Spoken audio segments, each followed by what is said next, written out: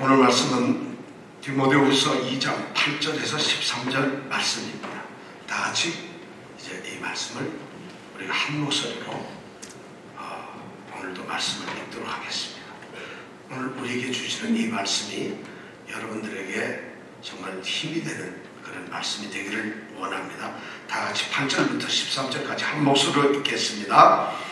나의 복음과 같이 다윗의 씨로 죽은 자 가운데서 다시 살으신 예수 그리스도를 기억하라. 복음을 인하여 내가 죄인과 같이 매이는 데까지 고난을 받았으나 하나님의 말씀은 매이지 아니하니라.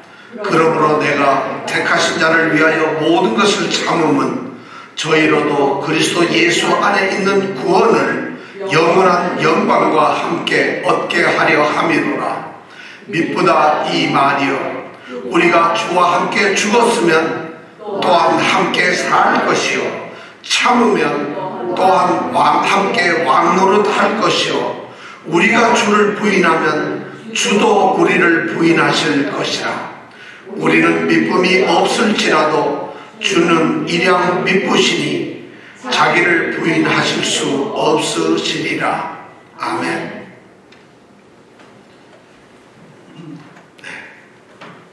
우리가 11절, 12절을 한번 다시 읽어볼 텐데 이렇게 읽습니다. 우리가 주와 함께 죽었으면, 그러면 그 다음에 여러분들이 읽습니다. 그 다음에 12절에 참으면 하면 또 여러분들이 그 다음에 읽을 겁니다. 그리고 우리가 주를 부인하면 그 다음에 또 여러분들이 읽습니다. 다시 한번 읽어보겠습니다. 진짜 12절, 13, 11절, 12절. 미쁘다 이 말이요, 우리가 주와 함께 아직도 안 했잖아요. 먼저 읽으면 안 되잖아요. 그동안 말씀이 잘못 전해지고. 다시 한번 읽겠습니다. 미쁘다 이 말이요, 우리가 주와 함께 죽었으면 또한 함께 살 것이요, 참으면 또한 함께 왕노릇할 것이요, 우리가 주를 부인하면 주도 우리를 부인하실 것이라. 네, 말씀을 꼭 해야 돼요. 우리가 주와 함께 죽었으면 어떻게 된다? 또한 함께 살 것이요, 참으면 어떻게 돼요? 또한 함께 왕노릇. 우리가 주를 부인해버리면 야, 이 말씀이 이런 말씀이에요. 뜨끔하네요. 그죠? 우리는 주를 많이 부인하잖아요. 오늘은 말씀을 예수 그리스도를 기억하라, 8절의 말씀을 가지고 우리가 한번 생각을 해보려고 합니다. 8절의 말씀, 나의 복음대로 다윗의 씨로 죽은 자 가운데서 다시 살으신 예수 그리스도를 기억하라.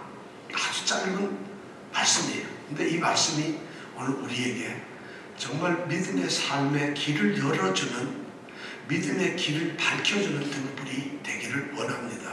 이 말씀이 너무 소중한 말씀이 여기에 담겨있고 오늘 꼭 우리에게 들려주어야 할 말씀이 바로 이 8절에 있음을 우리가 알고 이 말씀을 오늘 여러분 부활주일의 말씀으로 받으시기를 바랍니다. 바울은 우리가 전 시간까지 그리스도인들을 향해서 군사로 다니는 자가 되라, 그리고 경기하는 자처럼 살아라, 그리고 수고하는 농부처럼 살아야 된다고, 그런 모습을 신앙생활의 모습으로 우리가 살아야 된다고 말씀을 했습니다. 비유를 했어요. 그러고 나서 결론적으로 뭐라 얘기하냐면 내가 말하는 것을 어떻게 하라고요? 생각하라고 그랬어요. 내가 지금 이렇게 말하고 있는 것, 이 성경의 말씀들을 제발 생각하며 살라고 얘기를 했어요. 왜 그러냐 하면 생각을 해야만, 그렇게 해야만 주님께서 너희에게 범사에 총명을 주시기 때문입니다. 말씀을 생각하지 않으면 우리는 총명을 얻을 수 없다는 이런 말씀을 바울 사도가 7절까지 했습니다. 그리고 이제 바울은 내가 말하는 것을, 내 말하는 것을 생각하라 이렇게 말씀을 하시고 나서 내 말하는 것을 8절에 보니까 첫 마디에 나의 복음이라고 이야기를 하고 있습니다. 나의 복음이라고. 내가 말하는 것이고 나의 복음이라는 말씀을 지금 하고 있습니다. 자신이 말하는 것이 바로 뭐냐? 복음이라는 것이요. 자신이 말하는 것이 바로 복음이고 그 복음이 바로 나의 복음이라고 말을 합니다. 이건 아무리 생각해봐도 이 표현은 좀 너무 과한 것 같은 생각이 들어요. 어떻게 바울은 복음을 자기의 복음이라고 얘기를 할 수 있을까? 그런데 우리가 그 뜻을 곰곰이 생각해 보면 이해가 됩니다. 그리고 그렇구나. 우리도 나의 복음이라고 말할 수 있겠구나 하는 생각을 갖게 됩니다. 자, 이 표현 나의 복음대로 할 때 나의 복음이라는 말은 바울이 복음을 자기가 만들어낸 것이라는 것이 아닙니다. 그리고 자기가 어떻게 생각해놓고 고안해서 잘 생각하면 이것이 복음이겠구나 이렇게 만들었다는 것을 의미하는 것이 아닙니다. 나의 복음이라는 게, 나의 복음이라는 말은 내가 전하는 복음이라는 말이에요. 그런 내가 전하는 복음이라는 말을 바울 사도는 나의 복음이라고 압축해서 말씀을 하고 있습니다. 이 복음이라는 게 뭐냐면 바울이 전하는 이 복음은 사람의 뜻으로 되어진 것이 아니고, 그렇다고 해서 바울이 사람들에게서 전달받은 것도 아니고, 그렇다고 해서 어떤 사람이 바울에게 가르쳐준 그런 복음이 아니라는 것입니다. 이 복음은 전적으로 예수 그리스도께서 드러내서 계시해 주신 것이라는 거죠. 예수님이 주신 거예요. 그것이 복음이에요. 그런데 그 복음을 위해서 바울 자신을 주님께서는 그 복음을 위해서 반포자와 복음을 전하는 자와 그리고 사도와 그리고 교사로 세웠다고 말씀을 해요. 그러니까 그리스도의 계시로 알려주신 복음을 전하는 자가 된 바울이고 가르치는 그런 교사가 된 바울이니까 바울은 그 복음을 나의 복음이라고 이야기할 수 있다는 것이죠. 자기 복음이라고 할 수 있다는 것이죠. 그래서 바울은 이 내가 말하는 것, 자신이 말하는 것을 자신의 나의 복음이라고 말하는 것이죠. 그러므로 이 복음은 바로 자기가 전달하는 그런 그리스도의 복음이라는 의미를 가지고 있습니다. 자, 나의 복음, 그 다음에 대로 이런 말을 하고 있어요. 나의 복음 대로. 대로라는 말은 뭐뭐 따라서 이런 말이에요. 나의 복음에 있는 그 복음을 얘기해요. 나의 복음에 있는 그것을 얘기해요.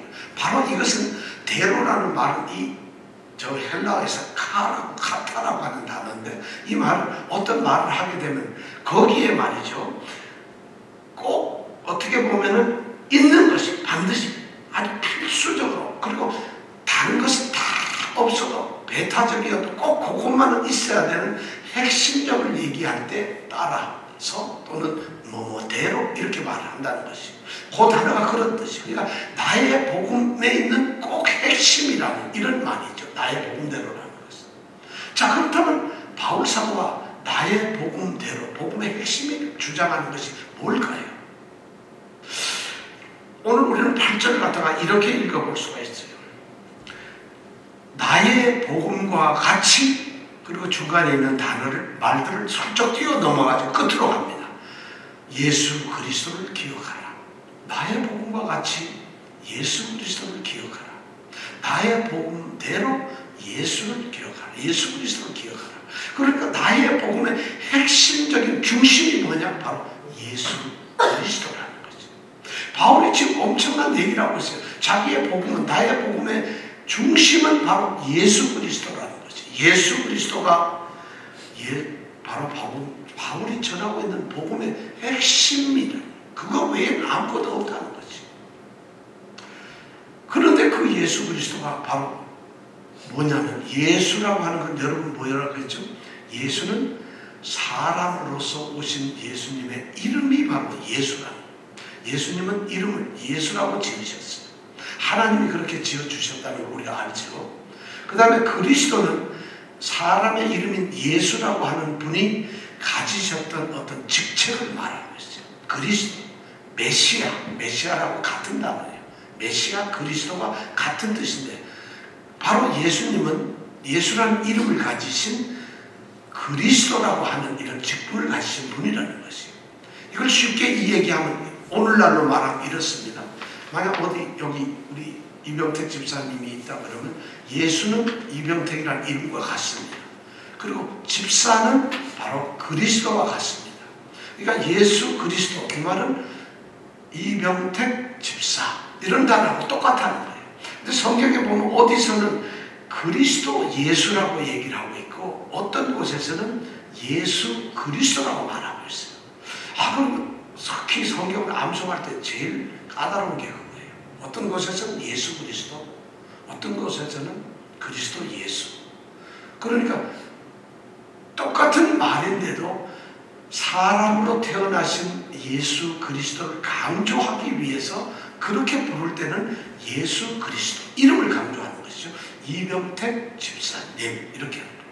그럼 그리스도 예수라는 말은 그리스도라는 직책을 강조하기 위해서는 그럴 때는 집사 이병택 이렇게 얘기를 한다는 것이죠. 이제 예수 그리스도라는 말 우리가 다 이해를 했죠.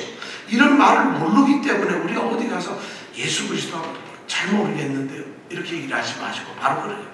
바울 복음의 가장 핵심적인 것이 예수 그리스도라고 얘기해요. 그는 복음을 전할 때에 예수 그리스도 외에는 아무것도 전하지 않았다고 스스로 고백을 했어요. 고린도전서 2장 2절에 보면 그건 내가 너희 중에서 예수 그리스도와 그의 십자가에 못 박힌 것 외에는 아무것도 알지 않기로 작정을 해버렸다. 내가 복음을 너희 가운데서 전할 때 예수 그리스도 그리고 그분이 십자가에 못 박힌 것 이 둘 외에는 아무것도 생각하지 않고 아무것도 너에게 말하지 않겠다고 스스로 결단을 했다. 이렇게 고린도전서 2장 2절에 말을 하고 있어요. 엄청난 이야기죠. 예수 그리스도가 바로 바울 복음의 핵심 중에 핵심이라는 거죠. 자, 그런데 바울 사도는 자기 복음의 가장 중심적인 예수 그리스도를 어떻게 하라고 하고 있어요? 기억하라. 기억하라. 기억하라는 말은 정말 말 그대로 잘 암기하고 있습니다. 회상하고 있습니다. 그리고 추억하라 이런 말이 기억을 하라는 말이에요. 근데 이 기억하라는 말이 현재형으로 되어 있어요. 그러니까 지금 계속 예수 그리스도를 기억을 하고 있어라 이 말이에요. 어느 한때 예수님은 이미 2000년 전에 오셨던 분인데 그 예수 그리스도를 옛날의 분으로 그냥 기억을 해버렸다가 아니라 그 옛날 오셨던 그 주님을 지금 기억하고 있으라는 것이에요. 이것을 명령하고 있어요. 지금 기억하고 있으라는 것이에요. 단순히 과거에 있었던 예수 그리스도를 과거 사실에 대해서 그걸 지금 기억해라는 이런 의미가 아니라 그 과거에 예수 그리스도께서 현재의 내 삶에서도 역사하고 계시는 그 예수 그리스도를 기억하고 있으라는 거예요. 예수 그리스도를 기억하라. 디모데에게 에베소 교회에 지금 바울 사도는 나의 복음대로 예수 그리스도를 기억하라고 말하고 있어요. 이거 너무 웃기지 않아요? 너무 놀랍고 엉뚱하지 않아요? 디모데는 믿음의 아들이에요. 그리고 이 성경 말씀을 이 편지 디모데후서를 읽고 하는 에베소 성도들은 예수를 믿으신 분이 요새 같으면 우리 교회에 나와서 장로님도 집사님도 목사들도 안수 집사도 되고 그런 분들이란 말이에요. 예수를 어제 오늘 믿었던 분들이 아니고 바울의 복음 전도를 통해서 예수를 받아들이고 예수님을 구주로 받아들였던 사람들인데 그들이 예수를 어떻게 잊어버릴 수가 있겠어요? 어떻게 예수를 기억하지 않을 수가 있겠습니까? 그런데 바울 사도는 디모데와 그리고 그의 교회들에게 예수 그리스도를 기억하라고 이야기를 하고 있어요.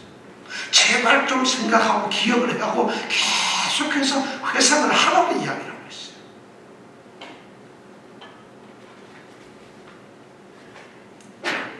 우리 주님께서도 그런 말씀을 하셨어요. 주님께서 보리떡 5개와 물고기 2마리로 5,000명을 먹이셨어요. 그리고 주님께서는 그렇게 베세다 들녘에서 그렇게 먹이시고 난 다음에 갈릴리 호수 건너편 거라사 땅으로 넘어가셨어요. 그런데 예수님이 거기 가셨다는 걸 모르던 이 무리들이, 제자들이 예수님이 거기 가셨다는 걸 알고 배를 타고 나중에 따라옵니다. 그래서 예수님이 거기에서 많은 걸 가르치시죠. 한참 가르치시는데 이 제자들이 갑자기 자신들이 그 먹던 떡, 남았던 떡들을 안 가져온 것을 지금 생각하면서 근심을 하는 거예요. 떡을 안 가져와서 이거 뭘 먹을까? 예수님이 그 말씀을 하시고 뭐라 하는지 알아요? 뭐라면 너희는 아직도 깨닫지 못하느냐, 아직도 기억하지 못하느냐. 예수님 그렇게 말해요. 내가 떡 5개와 고기 2마리로 5,000명 먹이고 얼마나 많이 몇 광주리를 남겼느냐. 내가 떡 7개를 가지고 4,000명을 먹였는데 그리고 얼마나 많이 남겼느냐. 그거 너희들 기억 못하느냐. 그걸 좀 생각해보라고 얘기를 합니다. 왜 기억하라고 할까요? 예수님께서는 그걸 우리에게 해주셨구나 하는 과거 사실을 기억하라는 것이 아니에요. 떡 5개와 물고기 2마리로 5,000명을 먹이실 수 있는 그 그리스도 예수님의 능력은 그때만 있는 것이 아니라 지금도 있으니까 그 기적을, 그 예수님의 놀라운 역사를 지금 기억하라는 거예요. 떡 가지고 안 가지고는 전혀 중요하지 않다는 것이에요. 왜냐하면 안 가져와도 지금 떡을 얼마든지 줄 수가 있다는 것이에요. 예수님께서 모든 능력을 가지신 분이라는 거예요.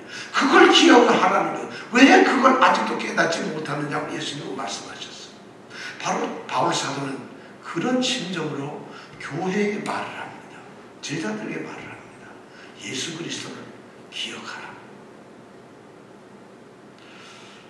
교회가 이런 말을 들으면 사실 부끄러운 것이죠. 있을 수가 없는 일이잖아요. 예수 그리스도를 주로 삼고서 그분을 예배하는 사람들이, 그분을 닮아가고 그분을 따라가는 사람들이, 그분의 가르침을 주일마다 듣는 집사고 권사고 장로고 목사고 이런 분들이. 그런데 예수를 기억하라, 예수 그리스도를 기억하라는 이런 명령을 받아요. 디모데가. 놀랍습니다. 근데 오늘날에도 동일한 겁니다. 사실은 성도들 가운데서도, 교회들 가운데서도 예수 그리스도를 잊어버리는 일들이 너무 많다는 거예요. 너무 자주 일어나고 있다는 것이에요. 설마 그럴까? 우리가 일상 삶에서 예수 그리스도를 얼마나 기억하고 사나요? 아침에 일을 나가면서, 또는 어디 무슨 일을 하면서, 어떤 사람을 만나면서, 또는 무슨 식사를 하면서, 잠을 자면 전에 일어나면서 예수 그리스도를 기억하는 경우가 얼마나 있나요? 우리는 사실 일상생활에서 예수 그리스도를 기억하지 못하는 경우가 너무 많아요. 우리가 고난을 당할 때에도 이 돈이 걱정이 되고 몸이 아프고 어려운 환경이 되어질 때 우리는 그 고난 속에서 예수 그리스도를 기억하는 것이 아니라 우리 스스로 뭔가를 해보려고 한다는 것이, 예수 그리스도를 기억하지 않습니다. 정말 우리는 이 시간 아주 정직하게 가슴에 손을 얹고 한번 생각을 해보세요. 나는 그리스도 예수의 성도로서 예수님을 주님으로 모신 그런 사람이라고 밖에 나가서 이야기하고 남들에게 그렇게 비치면서 예수 그리스도를 기억하고 있는가? 내가 고난 중에 힘들 때에 예수 그리스도를 기억하고 있는가? 형제 자매를 내가 만날 때마다 예수 그리스도를 기억하고 있는가? 내가 교회 안에서조차도 예배를 드릴 때조차도, 선교를 하고 복음을 전할 때조차도, 그리스도인을 살아갈 때조차도 예수 그리스도를 기억하고 있는가? 사실은 예수 그리스도를 기억하지 않는 경우가 더 많다는 것이에요. 바울 사도는 지금 오늘 우리에게 들려주신 말씀이 나의 복음이 바로 예수 그리스도를 얘기하는 것이고 그것이 전부 다인데, 여러분들은 반드시 예수 그리스도를 기억하라고 우리에게 말씀을 하고 있습니다. 오직 예수 그리스도를 기억해야 합니다. 그런데 우리의 삶 속에 교회에서조차도 예수 그리스도가 아닌 것에 더 관심을 갖습니다. 예수 그리스도가 아닌 것에 더 우리가 끌려갑니다. 내 자신 하루의 삶 속에 예수 그리스도가 아닌데도 기억하지 않으면서 다른 것에 매어들고 있다는 것이에요. 그래서 예수 그리스도를 기억하라. 이 말씀이 우리에게 오늘 들려주는 가장 너무 소중한 말씀입니다. 여러분, 예수 그리스도를 기억하십시오. 묻고 싶습니다. 성경 말씀 그렇다면 나의 복음과 같이 예수 그리스도를 기억하라 이렇게 말하는데, 예수 그리스도를 기억한다는 게 뭘까요? 예수님 이름? 예수님이 그리스도라는 거 이거? 그걸 기억하라는 걸까요? 오늘 바울사도는 뭔가 예수 그리스도를 기억하라면서 분명히 우리에게 던져주는 메시지가 있습니다. 이 성경 말씀은 우리가 기억해야만 할, 기억해야 되는 예수 그리스도가 있다는 것이에요. 어떤 분일까요? 오늘 8절의 말씀에 보니까 우리가 이렇게 볼 수 있어요. 나의 복음과 같이 끝으로 가서 예수 그리스도를 기억하라. 그리고 그 가운데다가 중요한 말씀을 써놓고 바로 이런 예수 그리스도를 기억하라고 우리에게 말하고 있어요. 그 가운데 있는 말이 뭐예요? 다윗의 씨로 죽은 자 가운데서 다시 살으신, 이 말이 그 안에 들어가 있다는 거예요. 이 말이 너무 소중한 말이에요. 이 말로써 우리는 예수 그리스도를 기억하는 것이에요. 이 말 때문에 우리는 예수 그리스도를 기억하는 거고, 이 말씀을 통해서 우리는 비로소 예수 그리스도를 기억할 수가 있다는 것이에요. 여기에는 중요한 세 가지, 아주 중요한, 거의 기독교 우리 신앙의 전부 다인 세 가지 중요한 사실이 기록되어 있다는 것이에요. 이 단어, 이 말씀 가운데. 자, 첫 번째로 우리가 기억해야 될 것은 다윗의 시인 예수 그리스도를 기억하라는 거예요. 다윗의 시인 예수 그리스도를 생각하라. 여러분, 누구를 기억하라고요? 다윗의 시인 예수 그리스도를 생각하라. 예수님은 다윗의 후손이라는 것이죠. 다윗의 후손이라는 것은 하나님께서 사무엘하 7장 11절 12절 13절 14절에 약속을 하셨어요. 내 뒤에 나타날 후손들에게 내가 그들을 지키고 내 왕위를 굳건히 그들에게 주실 것이다. 나는 그들의 아비가 되고 그들은 나의 자녀들이 될 것이라는 이런 다윗에게 그런 언약을 하셨어요. 그 언약을 통해서 메시아 언약을 하신 것이죠. 다윗의 후손 중에서 메시아가 나타나실 거라는 것을 예언해 주셨다. 그 약속에 따라서 예수 그리스도께서 다윗의 씨로 오셨다는 것이에요. 다윗의 씨로 오셨다는 이 말을 한마디로 얘기하면 예수 그리스도는 하나님의 아들로서 사람이 되셨다는 거예요. 이걸 우리가 신학적인 말로 하면은 성육신이 되었다는 것이에요. 성육신 하신 예수 그리스도를 기억하라는 것이에요. 성육신이라는 성은 뭐라 그랬죠? 이룬다는 것이에요. become. 그럼 육신은 뭐예요? 플래시, 몸이에요. 육신을 이루신 거예요. 사람이 되셨다는 것이에요. 하나님께서는 다윗의 후손으로 메시아를 보내실 것을 약속을 하셨습니다. 그리고 그 메시아는 바로 하나님의 아들이셨어요. 근데 그 아들을 혈과 피와 육살이 있는 사람의 모양으로 우리 가운데 보내셨다는 것이에요. 우리가 기억해야 될 예수 그리스도는 사람으로 오신 성육신하신 예수 그리스도를 기억하는 것입니다. 왜 이것이 중요할까요? 그분이 하나님이 오셨다는 것이에요. 그분이 오셨다. 로마서 1장 3절에는 이 아들로 말하면 육신으로는 다윗의 혈통에서 나셨다. 이렇게 말씀하고 있어요. 우리가 잘 외우는 빌립보서 2장 7절 8절에 뭐라고 얘기해요? 6절 7절 8절에 그는 근본 하나님의 본체시나 하나님과 동등됨을 취할 것으로 여기지 아니하시고 오히려 자기를 비워, 오히려 어떻게? 자기를 비워버려요. 오히려 자기를 비워 사람들과 같이 되었고 종의 형체를 가져 사람들과 같이 되었고 사람의 모양으로 낮추셨어요. 그래가지고 그 다음에 뭐가 돼서 자기를 낮추시고, 여기서 중요한 말씀이 두 가지가 나와요. 뭐라고 하냐면 오히려 자기를 비워버렸다는, 완전히 비워버렸어요. 자기를 비웠다는 것이 무슨 말일까요? 이게 헬라어로 케노시스라는 단어인데 신학적으로 너무 중요한 케노시스, 이게 비움이라는 거예요. 자기를 텅 비워버렸다는 거예요.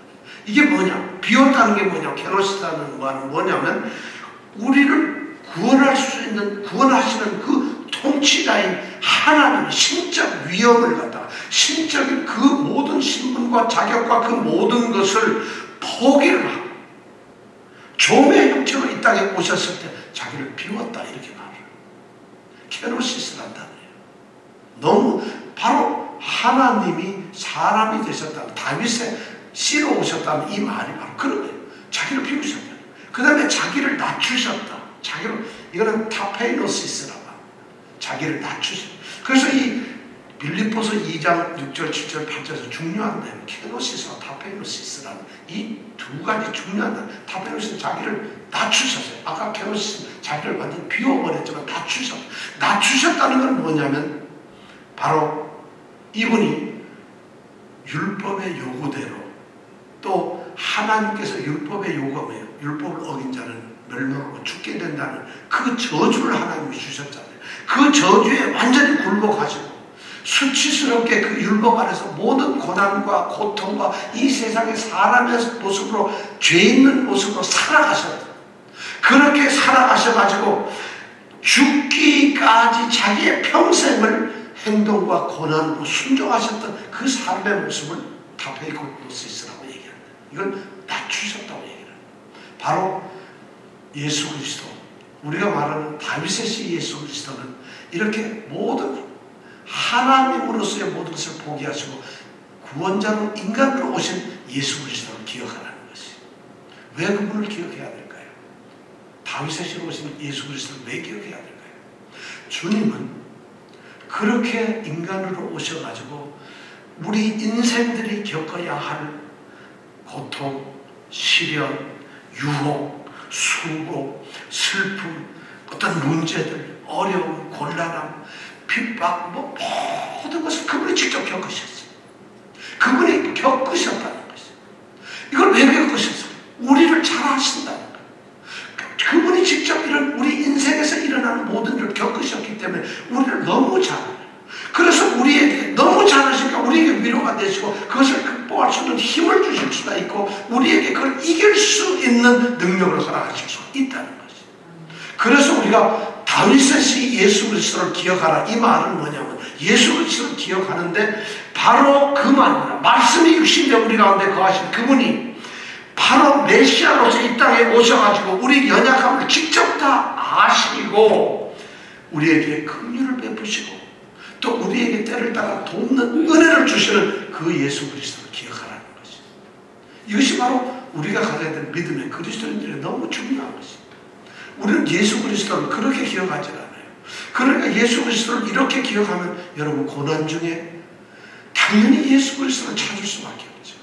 여러분들이 문제가 있다면 예수 그리스도를 기억할 수밖에 없죠.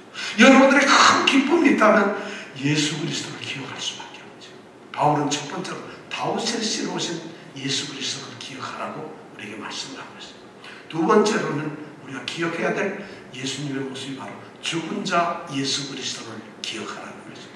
죽은 자 가운데 있는 예수 그리스도. 죽은 자라는 말은 무엇일까요? 예수님이 죽었다는 것입니다. 사람으로 오셨는데 죽었어요. 우리는 이 죽음을 십자가로 대신합니다. 십자가로 표시합니다.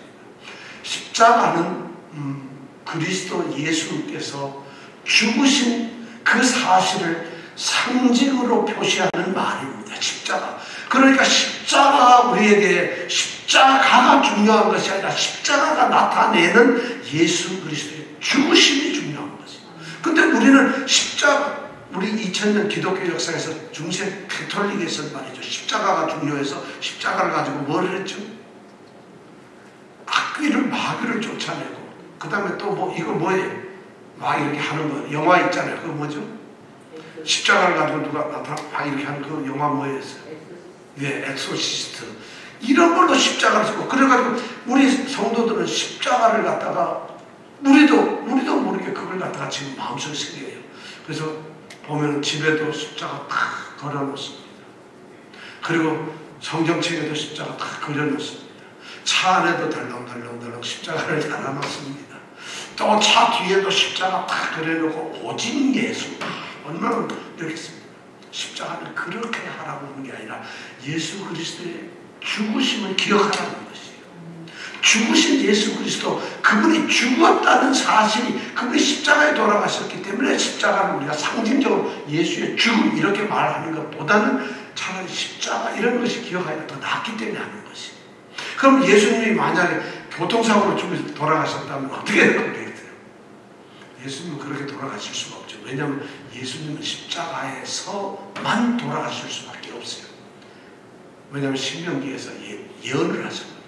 나무에 달린 자마다 저주를 받은 자니라 하는 하나님의 말씀. 그러니까 나무에 달릴 수가 없어요. 나무라는 게 십자가예요.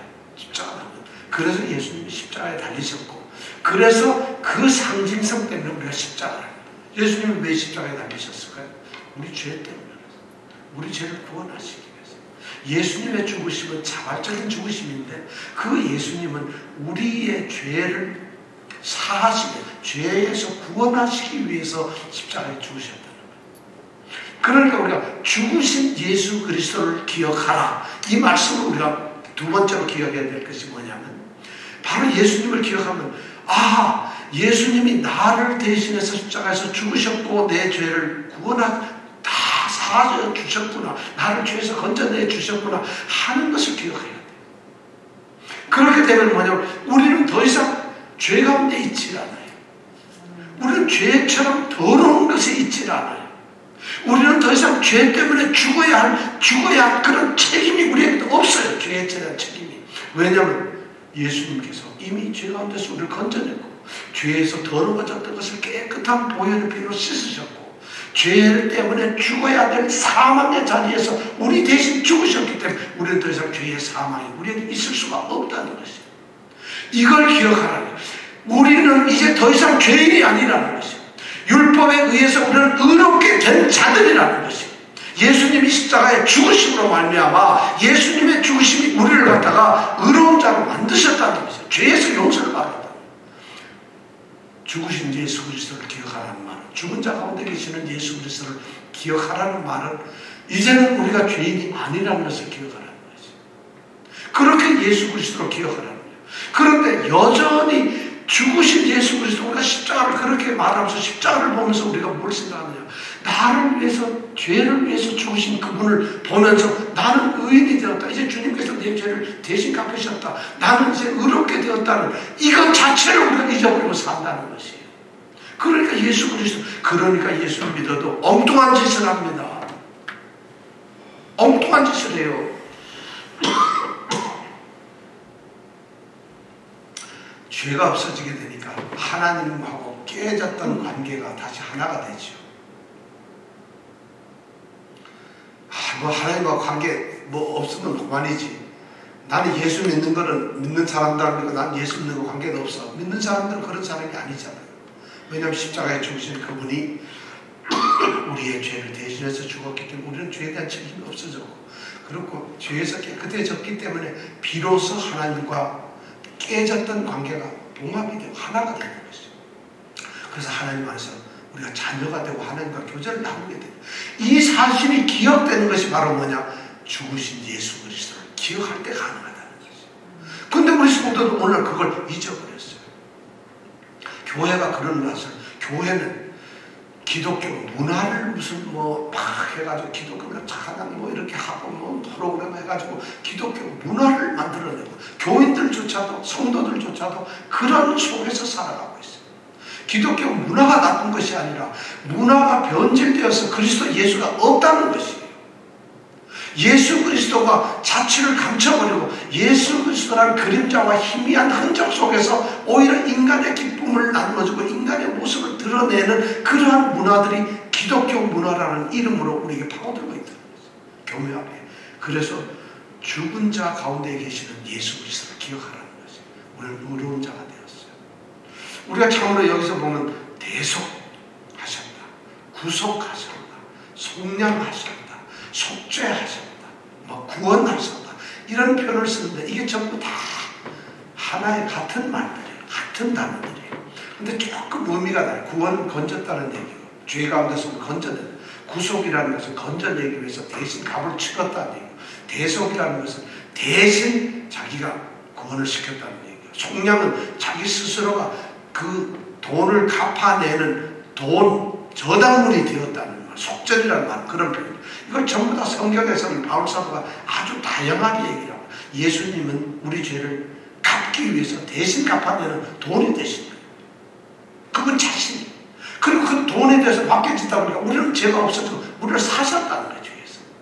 이런 것을 우리가 기억하고 우리는 의로운 사람이 되었다는 거예요. 우리가 그리스도와 함께 십자가에 못이 박힌 거예요. 우리가 그리스도와 함께 십자가에 못이 박혔어요. 그리고 우리는 그래서 우리 죄도 그리스도와 함께 십자가에서 죽어버리고 만 것입니다. 우리 죄가 없어져 버렸어요. 죽으신 예수 그리스도를 기억한다는 얘기는 바로 그걸 가지고, 내가 죄인이었는데 내 죄가 다 죽어버렸구나. 없구나. 나는 더 이상 죄가 없구나. 나는 의로운 자가 되었구나. 이것이 오늘 기독교인들에게 남아있지 않다는 것이에요. 죽으신 예수 그리스도를 생각하지 않기 때문에 그래요.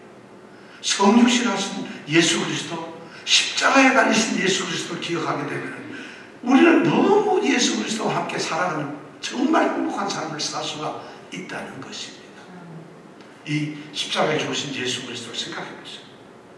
우리는 더 이상 죄 가운데 있는 사람이 아닙니다. 더 이상 아까 말한 아담으로부터 나왔던 근본적인 죄를 가진 사람들이 아닙니다. 하나님이 우리를 의롭다고 한 사람들이에요. 의롭다고 한 사람들이에요. 그러니까 우리는 죄에서 해방되고 죄에서 해방되고 의로운 사람들이 된 사람들이에요. 바로 그렇게 살아야 된다는 거예요. 부활의 아침에 우리가 그런 생각을 가져요. 주님께서 오셨으니까 나는 주님과 함께 동행을 하면서 이 땅에서 모든 것을 경험하신 주님과 함께 살아가고 있다. 그 주님이 십자가의 죽으심으로 말미암아 나는 의로운 존재가 되어서 이제는 주님의 의로서 살아가고 있다. 이것이 바로 두 번째. 세 번째는 뭐예요? 다시 살으신 예수 그리스도를 기억하라. 오늘 말씀이 너무 중요하잖아요. 8절 한번 다시 한번 읽어볼까요? 시작. 나의 복음과 같이 다윗의 씨로 죽은 자 가운데서 다시 살으신 예수 그리스도를 기억하라. 이 말씀은 그냥 나의 복음과 같이 다윗의 씨로 이렇게 읽을 말씀이 아니에요. 이 말씀 하나하나가 우리에게 너무 주는 말씀. 다윗의 성육신하신 예수님, 죽은 자가 십자가에서 나의 죄를 위해서 죽으신 예수님, 그리고 다시 살으신 예수님, 다시 살으신 예수 그리스도를 기억하라. 오늘 우리가 부활절인데 바로 부활의 주님을 기억하라는 것이에요. 부활의 주님이라는 뭘까요? 주님께서는 자신의 부활을 갖다가 이미 제자들에게 미리 한 3번 정도 성경에 보면 말씀을 하셨어요. 자, 이제 내가 예루살렘에 올라가게 될 것이고, 예루살렘에 올라가게 되면 대제사장, 제사장, 바리새인들이 그들을 통해서 내가 수많은 고난을 받게 될 것이다. 그리고는 결국 죽임을 당하게 될 것이고 제3일째에 내가 다시 살아나게 될 것이다. 제자들에게 지금 이것을 말씀해 주시고 가르치셨어요. 근데 주님께서는 실제로 죽음에서 3일 만에 부활을 하셨어요. 왜냐하면 그것이 주님이 가시는 길이고 주님이 바로 부활하시는 주님이기 때문에 그래요. 그래서 로마서 사도행전 2장 24절에는 하나님께서 사망이라고 하는 그 고통을 풀어버리시고 그리고는 살리셨어요. 사망의 고통이라는 건 예수님이 사망의 고통 가운데 있는 걸 풀어버리시고 그리고 그를 살리셨어요. 이유는 그는 사망에 매여 있을 수가 없었기 때문에. 그래서 예수님은 살아 계실 때에 나사로의 죽음을 보시면서 마리아와 마르다에게 말씀을 하시죠. 나는 부활이요 생명이다. 이렇게 얘기를 하셨어요. 예수님이 뭐는 부활이에요. 부활이란 다시 사셨다는 것이에요. 생명은 다시 살릴 수 있는 생명의 근원이라는 것이에요.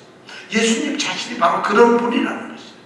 그리고 예수님께서는 자신이 부활하시고 또 생명을 주시는 분이기 때문에 그 다음에 계속해서 뭐라고 얘기를 하느냐 하면 나를 믿는 자는 죽어도 살겠고 살아서 나를 믿는 자는 영원히 죽지 아니하리라. 왜냐하면 그분이 부활이고 생명이니까 그렇다.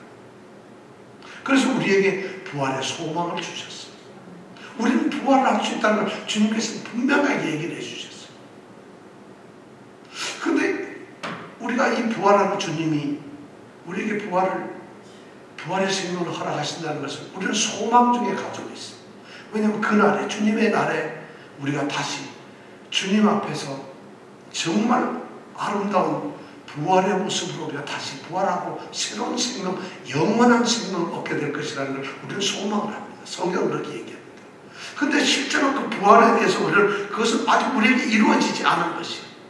그런데 성도는 바로 마지막 날에 있을 그 영원한 생명의 부활을 소망하고 기대하지만, 그리고 그것을 믿고 있지만, 또한 현재 살고 있는 우리에게도 이미 부활이 이루어지고 있고 이루어졌다는 것을 우리가 알아야 된다는 것이죠. 여러분 부활하셨습니까? 우리에게 내가 부활자, 아까는 우리가 이제 예수님 우리와 함께 하셨고, 두 번째는 예수님이 나를 죄에서 건져서 내가 의인이 되었다는 거고, 그 다음에 내가 세 번째 부활하신 예수님을 통해서 우리는 그 예수를 기억하면서 부활체로서 내가 이미 부활했다는 사실을 기억해야 된다는 것입니다. 요한복음 3장에 보면 니고데모라고 하는 유명한 바리새인이 밤에 살짝 예수님을 찾아왔습니다. 내가 어떻게 하면 구원을 얻고 영생을 얻겠습니까? 그때 예수님이 요한복음 3장 3절에 그리고 3장 5절에 이렇게 말씀합니다. 사람이 거듭나지 아니하면, 사람이 물과 성령으로 거듭나지 아니하면 하나님 나라를 볼 수도 없고 하나님 나라에 들어갈 수도 없다고 말씀합니다. 그렇다면 우리는 여러분 하나님 나라를 보면서 하나님 나라를 살아가는 사람들이잖아요. 그럼 우리는 거듭난 사람들이에요. 성경에서 말하는 거듭남은 우리가 이미 새로운 생명을 가졌다는, 거듭난다는 것은 그걸 한자로 쓰면 부활이에요. 소생을 했다는 것이에요. 그러면서 에베소서 2장에 보면 더 분명하게 얘기를 하고 있어요. 에베소서 2장 1절에 보면 너희의 허물과 죄로 죽었다. 우리가 가지고 있던 허물, 우리가 했던 죄로 우리는 죽었어요. 근데 너희의 허물과 죄로 죽었던 너희를 살리셨다. 과거입니다. 살리셨다. 우리가 예수의 부르심을 받는 순간, 예수님을 믿는 순간 우리는 죄와 허물에서 건져내서 살리심을 받은, 살렸다는 거예요. 죄와 사망에서 죽었는데 살렸다는 거예요. 부활했다는 거예요. 어떻게? 5절에 가면, 에베소서 2장 5절에 보면 그렇게 되어 있어요. 허물로 죽은 우리를 그리스도와 함께 살리셨다. 허물로 죽은 우리를 누가 함께? 그리스도께서 부활하심과 동시에 우리도 부활이 되었다는 거예요. 그리스도께서 허물로 죽은 우리를 그리스도와 함께 살리셨다. 너희가 은혜로 구원을 얻은 것이라 하고 해석하고 가로에다 넣어놨어요. 바로 우리가 은혜로 구원을 받은 것이 새로운 삶을 살았다, 새로운 부활의 경험을 경험하고 있다는 것입니다. 그렇다면 우리가 기억해야 될 것, 이 부활절 아침에 부활로 산다는 것이 뭘까? 부활의 생명을 가지고 산다는 것, 너무 많은 분들이 영원한 그날의 마지막 날에 부활의 소망을 가지고 살아갑니다. 이것을 부활의 삶을, 부활의 능력이라고 생각하는데 그것이 아니라, 그것도 너무 당연한 우리의 최종적 부활이지만 실제 우리는 지금 부활한 상태라는 거예요. 죄와 허물 중에서 우리 새로 살아나 있는 존재예요. 그렇다면 우리는 부활의 생명을 가지고 있어요. 예수님께서 십자가에 죽으심으로 말미암아 의롭게 되시고 그분이 3일 만에 부활하심으로 새로운 생명을 가지심으로 말미암아 그 예수의 생명이 우리 가운데 전이가 된다. 그래서 우리가 지금 새로운 생명을 가지게 되었고 바로 구원받은 자로 예수 그리스도의 사람들로 바뀌었다는 것이에요. 믿는 자가 되었다는 것이에요. 그렇다면 우리가 부활의 능력으로 살아야죠. 부활한 생명으로 살아야죠. 죄와 허물은 우리가 죽었던 존재의 과거의 모습이라면 지금 부활한 우리 가운데 예수의 생명, 새로운 생명이 있기 때문에 그 새로운 생명을 우리가 살아야 된다. 여러분 그렇습니까? 주님이 옆에 계시는 것, 성육신 하신 주님과 같이 살고 있나요? 아니 사망 때문에, 사망에서 우리를 죄 가운데서 건지셨다는 의롭게 된 것을 여러분 믿고서 예수 그리스도를 기억하고 있나요? 아니 우리가 주님께서 무덤을, 사망을 깨뜨리시고 부활하신 것처럼, 그래서 새로운 생명을 얻으신 것처럼 그 생명을 우리에게 주셔서 우리가 부활의 생명으로 살고 있다는 것을 여러분 알고 계시나요? 믿고 계시나요? 오늘 교회가 바로 이런 것을 기억하지 못한다는 거예요. 예수 그리스도를 기억하라 하는 이 말씀 속에는 이런 것이 숨어 있다는 거예요. 우리가 기억해야 될 것이 그겁니다. 근데 교회 안에 성도들 가운데, 믿음 가운데, 예배 가운데, 우리의 삶의 한 가운데서 일어나는 모든 일이 보면은 우리는 전혀 부활하지 않은 사람처럼 산다는 것이. 예수 그리스도를 기억하라. 부활의 능력으로 살아나신 그 주님께서 우리에게 똑같은 부활의 능력을 주십니다. 어떤 상황에서도, 어떤 상황 속에서도, 어떤 환경 속에서도, 어떤 어려운 형편 속에서도 주님은 부활의 주님으로 우리와 함께 하시고 우리에게 부활의 생명을 주셨다는 겁니다. 우리가 그래서 예수 그리스도를 기억하라고, 늘 현재로 기억을 하라는 것이에요. 과거에 돌아가셨던 예수님, 과거에 부활하셨던 예수님이지만 그 예수님이 지금 현재 내 삶에서 돌아가셨고 다시 부활했다. 그래서 그 생명이 내게 왔다는 이 사실을 현재 내가 기억하고 그 유익이 내게 있도록 기억을 하라는 것이에요. 예수님께서 잡히시던 날 밤에 제자들과 이제 만찬을 하시죠. 최후의 만찬을 하시죠. 그 최후의 만찬의 모습이 우리에게 성찬식으로 바뀝니다. 성찬식의 핵심이 뭔지 아세요? 주님께서 이제 이 땅의 삶을 마치시고 사람의 모습으로 오신 주님이 이 땅에서 제자들과 마지막 식사를 하시면서 그들에게 하는 말이 뭔지 아세요? Forget me not. 나를 기억하라는 거죠. 나를 기억하라는 거죠. 예수 그리스도를 기억하라는, 그게 바로 성찬식이에요. 성만찬을 하는 예수님께서 뭐라냐면 떡을 떼서 주시면서 이게 내 살이다. 이것을 먹을 때마다 나를 기념해라, 기억해라는 거죠. 그리고 예수님께서 잔을 따라서 잔을 나눠주시면서 이것이 너희를 구원하는 내 피다. 나를 기억하라는 거죠. 예수님께서 잡히시던 그 마지막 밤 만찬 석상에서 그분이 우리에게 완하셨던 것은 너희들이 어떤 곳에 있든지 제자들을 향해서 말합니다. 어느 형편에 있든지 나를 기억하라는 거죠. 나를 기억하라. 오늘 이 순간에도 예수님께서는 우리에게 예수 그리스도를 기억하라고, 나를 기억하라고 말씀을 하십니다. 우리가 예수 그리스도를 기억해야 됩니다. 이 기억함이 있을 때 우리의 삶은 달라질 것입니다. 우리가 정말 다시 살으신 예수 그리스도를 기억하면서 부활의 삶을 사는 귀한 성도들이 되시기를 원합니다. 기도하겠습니다. 주님, 오늘 우리에게 부활하신 모습을 알려주시니 감사합니다. 우리가 예수 그리스도를 기억하라는 이 말씀을, 이 명령을 받을 때에 오늘 우리는 성육신하신 예수 그리스도, 십자가에 죽으신 예수 그리스도, 사망을 깨뜨리고 부활하신 예수 그리스도를 기억하라는 말씀 앞에 세워집니다. 우리의 삶 속에, 우리의 믿음 속에, 우리의 가는 길 속에 이 예수 그리스도가 기억되게 하여 주옵소서. 이 예수 그리스도의 삶대로 살아가는 우리 성도들이 되게 하여 주옵소서. 마지막 만찬 시에 우리에게 부탁하셨던 예수 그리스도를 기억해 달라는 그 주님의 음성을 기억하며 오늘도 예수 그리스도를 기억하며 살아가는 귀한 성도들 되게 하여 주옵소서. 예수님 이름으로 기도합니다.